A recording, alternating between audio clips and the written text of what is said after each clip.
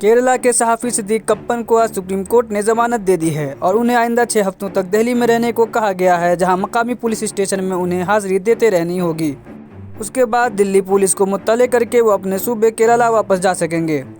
वाज़ेह हो कि केरला से ताल्लुक़ रखने वाले सहाफ़ी सिद्दीक कप्पन को 2020 में उस वक्त गिरफ्तार कर लिया गया था जब वो अपने 2 साथी अतीकुर रहमान व मसूद खान और ड्राइवर आलम के साथ हाथरस में दलित लड़की के रेप व कत्ल के मामले की रिपोर्टिंग करने जा रहे थे।